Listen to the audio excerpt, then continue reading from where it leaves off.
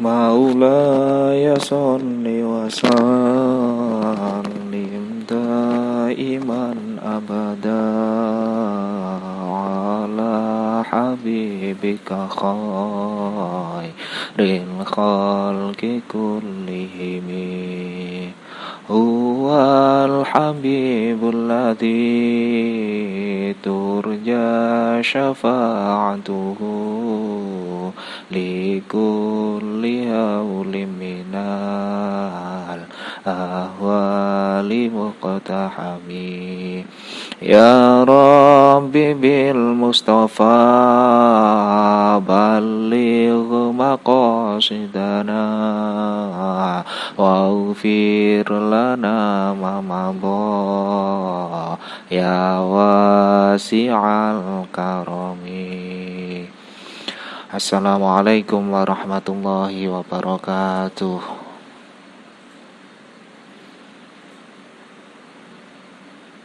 Sebelum kita memulai pelajaran, marilah kita berdoa dulu. Semoga apa yang akan kita pelajari hari ini dapat menjadi ilmu yang bermanfaat bagi kita semua. Bismillahirrahmanirrahim. Subhanakallahumma Rabbana la ilma lana illa ma 'allamtana innaka antal alimul hakim wa tub 'alaina innaka antat tawwabur rahim wa 'allimna min ladunka 'ilman nafi'a ya dzal jalali wal ikram. Allahumma iftah lana hikmataka wa anshur 'alaina rahmataka ya dzal jalali wal ikram. Al-Fatihah. A'udzu billahi minasyaitonir rajim. Alhamdulillah. Iyyaka na'budu wa iyyaka nasta'in. Shiratal ladzina an'amta 'alaihim ghairil maghdubi 'alaihim waladdallin. Amin.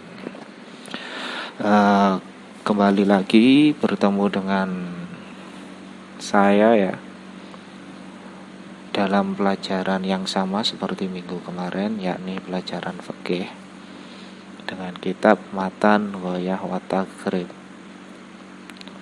Untuk pertemuan kali ini kita akan menginjak pada bab pertama kitab ini, yakni Kitabut Thaharah atau bab tentang bersuci. Langsung dimaknani saja ya. Kitabut Thaharati ai hadza tegese utawi iki iku Kitabut Thaharati, kitab kang mertelekake sesuci. Almiyahu utawi pira-pira banyu. Almiyahu utawi pira-pira banyu. Almiyahu itu jamak dari lafaz alma, alma'u yang berarti air. Allati kang ya juzu wenang biha kelawan allati apa at-tadhiru sesuci. Apa at-tadhiru sesuci iku sab'u miyahin ana pitu pira-pira banyu.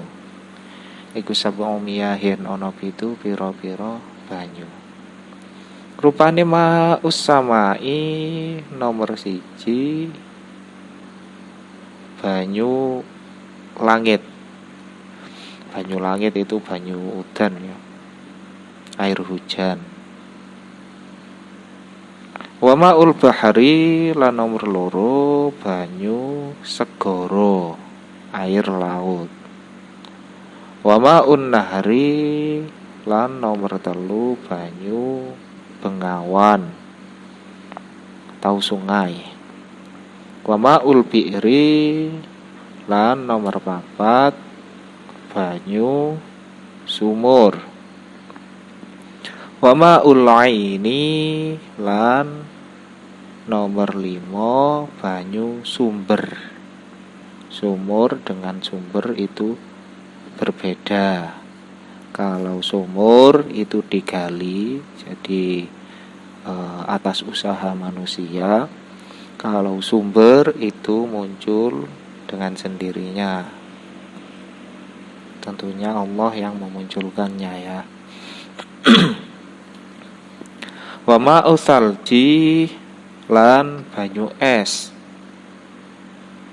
Wa ma'ul barodi lan banyu embun. Summal miyahu nuli utawi pira-pira banyu iku ala arba'ati aksamin ing atase papat pira-pira macem, pira-pira werna. Rupane tahirin banyu kang suci, mutahirin tur nyucikake, ghairi makruhin kang ora makruh. Apa istiqmaluhu nggunakake banyu. Wa huwa utawi banyu tahir mutahhir ghairu makruhin iku alma'u banyu almutlaku kang mutlak. Wa huwa utawi tahir mutahhir ghairu makruhin iku alma'u banyu almutlaku kang mutlak. Wa tahirin lan banyu kang suci mutahhirin tur nyucikake makruhin kang makruh apa istiqmaluhu gunakake banyu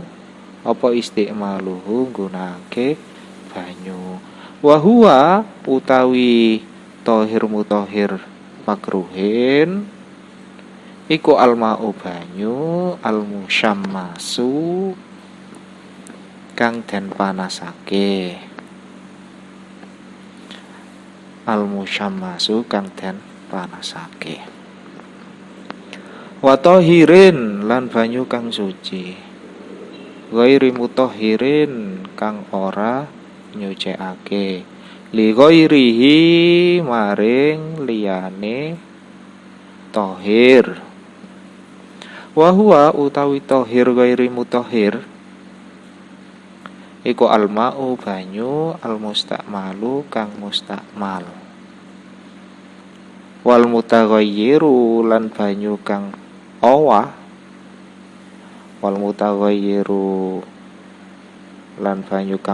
bima kelawan barang kholata kang nyampuri hu ing banyu minat tahirati bayane pira-pira perkara kang suci. Wa ma'in lan banyu najisin kang najis. Wa huwa utawi banyu najis iku alladzi banyu halat kang nyampuri fihi ing dalem banyu apa najasatun najis. Wa huwa hale utawi banyu iku dunal kullataini kurang rongkola. Au kana utawa ana apa banyu iku kullataini rongkola fataghayyara mongko berubah apa banyu. Wal kullatani utawi rongkola iku khamsumi'ati ritlin 500 kati bibaghdadiyin kelawan bangsa Baghdad takriban kelawan kira-kira fil asohi ing dalem kaul kang luwe sahih. Oke, sampai situ saja maknaninya. Sekarang masuk kepada penjelasan. Jadi pada kali ini kita akan belajar tentang bersuci, kitab Thaharah. Bersuci itu tidak lepas dari yang namanya air. Jadi pada kali ini kita akan membahas tentang air. Bisa dilihat di gambar ya. Al-miyahu allati yajuzu biha at-tadhiru sab'u miyahin, ma'us sama'i, dan seterusnya. Jadi air, ya, air yang boleh digunakan untuk bersuci. Bersuci itu bisa berupa wudhu atau mandi, ya. Itu dibagi menjadi 7. Ini kalau dilihat dari sumbernya, ditinjau dari sumbernya itu dibagi menjadi 7. Yang pertama itu ma'usama'i.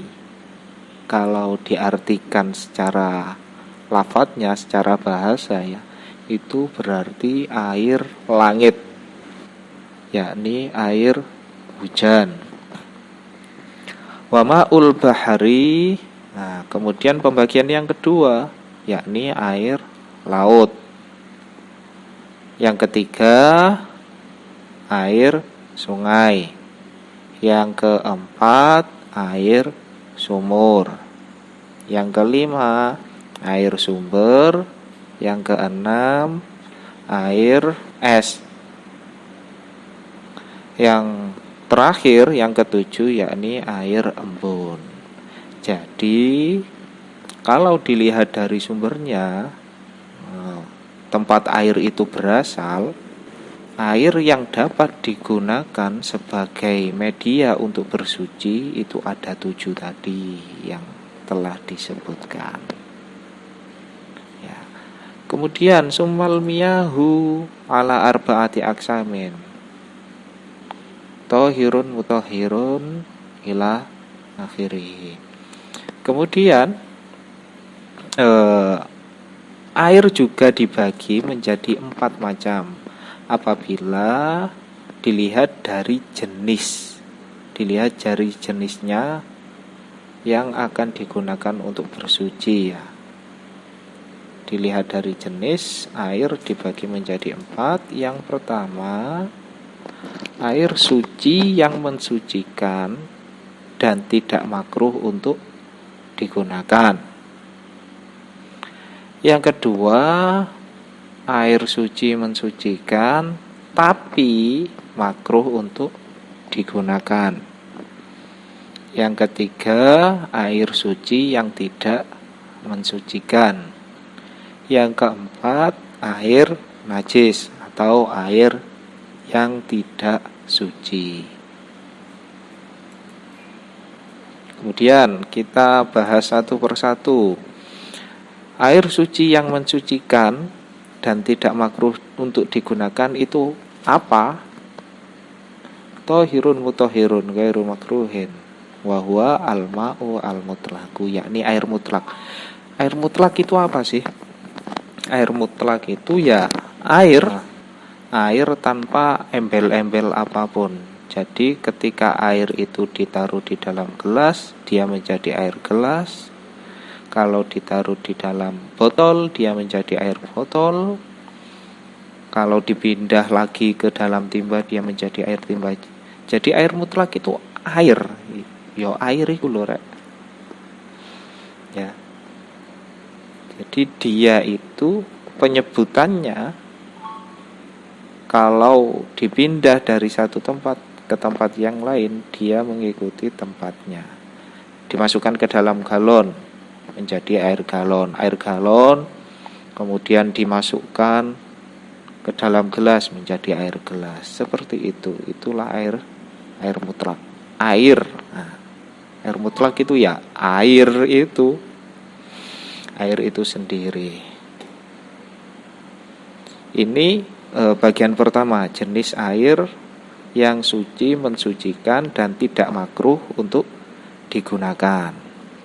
Kemudian jenis yang kedua, ada air suci yang mensucikan. Air suci yang mensucikan tapi dia ini makruh untuk digunakan. Ini bagian yang kedua. Nah, air yang seperti ini itu apa? Yakni air musyammas. Air musyammas itu air yang dipanaskan atau yang panas, suhunya panas karena terkena sinar matahari. Tapi air yang panas karena sinar matahari ini itu makruh digunakan untuk bersuci apabila wadah airnya itu terbuat dari logam selain emas dan perak. Kalau wadahnya itu terbuat dari emas dan perak, maka airnya tidak makruh untuk digunakan bersuci. Kenapa air tersebut berhukum makruh untuk digunakan bersuci? Karena air tersebut diyakini dapat menyebabkan penyakit kulit. Jadi air tersebut itu hanya makruh apabila digunakan untuk bersuci. Tapi kalau digunakan untuk hal-hal yang lain itu tidak makruh. Contohnya seperti untuk mencuci baju, dia nggak makruh untuk digunakan. Yang ketiga, air suci tidak mensucikan. Nah, air ini dibagi menjadi dua. Yang pertama, air mustakmal. Apa itu air mustakmal? Air mustakmal itu air yang telah digunakan untuk bersuci atau air bekas bersuci. Contoh seperti misalkan saya berwudu. Nah, kemudian tetesan air yang berasal dari anggota badan yang saya basuh ketika wudu, itulah yang dinamakan air mustakmal. Jadi air yang sudah digunakan untuk bersuci. Nah, kemudian bisa disebut mustakmal juga air yang sedikit atau kurang dari 2 kola yang kecampuran dengan air bekas bersuci. Contoh misalkan saya wudu saya wudu menggunakan wadah timba kecil. Kemudian saya ambil airnya, saya basuhkan ke muka. Nah, bekas air yang sudah saya basuhkan ke muka ini kemudian masuk lagi ke dalam timba kecil itu, maka satu timba kecil itu bisa dihukumi sebagai air mustakmal karena air yang di dalam timba kecil itu adalah air yang sedikit, kurang dari 2 kola. Berapa ukuran 2 kola itu? Nanti akan ada penjelasannya. Kemudian bagian kedua dari air suci yang tidak mensucikan adalah air suci yang bercampur dengan benda suci yang lain, dengan syarat setelah bercampur itu berubah sifatnya. Yang dimaksud dengan berubah sifatnya adalah berubah warna atau bau atau rasanya. Jadi ada 3 indikator sifat air. Contohnya air suci dicampur atau tercampur dengan kopi, maka warnanya akan berubah. Air suci tercampur dengan gula, maka rasanya akan berubah dan lain-lain. Jadi pokoknya salah satu sifatnya berubah, maka dia akan menjadi air suci yang tidak dapat digunakan untuk bersuci. Ini kalau kecampuran benda suci ya. Benda suci, kopi kan suci, gula juga suci. Oke, pembagian yang terakhir yakni air najis. Nah, apa itu air najis? Air najis adalah air sedikit atau kurang dari 2 kolah ya, yang tercampur najis, baik sifatnya berubah maupun tidak. Sifatnya ya yang tadi itu, yakni warna, bau, dan rasa. Yang kedua yang disebut air najis adalah air yang banyak 2 qolah atau lebih yang tercampur najis dan sifatnya berubah. Jadi kalau ada air 2 qolah atau lebih tercampur najis dan sifatnya berubah, maka dia dihukumi sebagai air yang najis. Tapi kalau air yang banyak tersebut tercampur najis dan sifatnya tidak berubah, maka dia tetap dihukumi sebagai air yang suci. Nah, kemudian ini bisa dilihat ya di gambar. Yang dimaksud dengan 2 qolah adalah kalau dalam kitab itu wal qullatani khamsumiyati ridlin. 2 qolah adalah kurang lebih 500 kati Baghdad. Kati ini ukuran ukuran volume mungkin ya, lebih tepatnya. Ukuran volume yang digunakan oleh masyarakat Baghdad pada masa itu. Nah, 500 kati ini kalau dikonversikan kepada ukuran yang sekarang diubah kepada ukuran yang biasa kita pakai, yakni seluruh sisi. Jadi bayangkan ada bak mandi ya yang berbentuk kubus seperti gambar itu ya. Itu seluruh sisi baik panjang, lebar maupun tingginya itu ukurannya 1 dhira'. 1 dhira' itu sama dengan 1 hasta. 1 hasta itu 1 garis lurus ditarik dari jari tengah, ujung jari tengah sampai ke ujung siku. Jadi yang dipakai itu 1 hastanya masyarakat Arab. Nah, 1 hastanya sana itu kurang lebih panjangnya 60 cm. Mayoritas ulama berpendapat bahwa 1 dhira' itu sama dengan 60 cm. Jadi untuk mendapatkan air 2 qolah itu minimal panjang 60 cm, minimal tingginya 60 cm, minimal lebarnya juga 60 cm sebagaimana gambar ya. Jadi panjangnya 60, lebarnya 60, tingginya juga 60. Nah, 60 kali 60 kali 60 itu berapa liter? Kalau diliterkan ya, kalau diubah ke liter. Jadi tinggal dikalikan saja.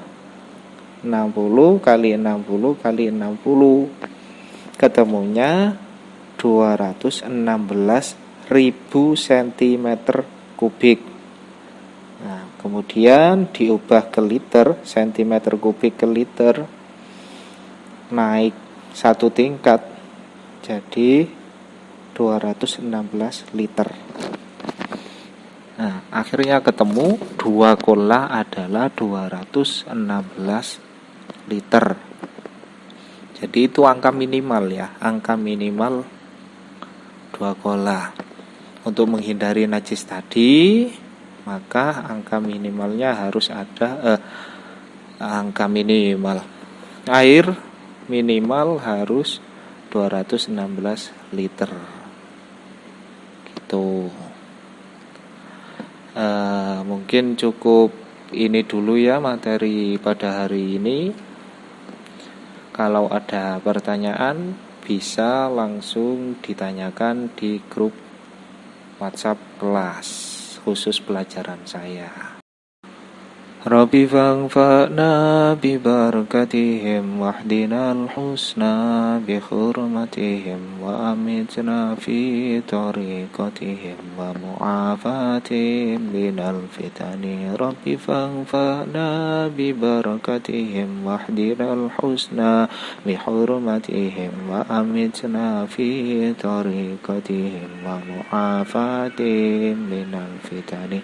Rabbi fa'na bi ببركتهم واهدنا الحسنى بحرمتهم وأمتنا في طريقتهم ومعافاتهم من الفتن بسم الله الرحمن الرحيم اللهم إني أستودعك ما علمتنيه فارده إلي عند حاجتي إليه ولا تنسنيه يا رب العالمين اللهم إني أستودعك ما علمتنيه فارده إلي عند حاجتي إليه ولا تنسنيه يا رب العالمين اللهم إني أستودعك ما علمتنيه فارده إلي عند حاجتي إليه ولا تنسنيه يا رب العالمين الفاتحة.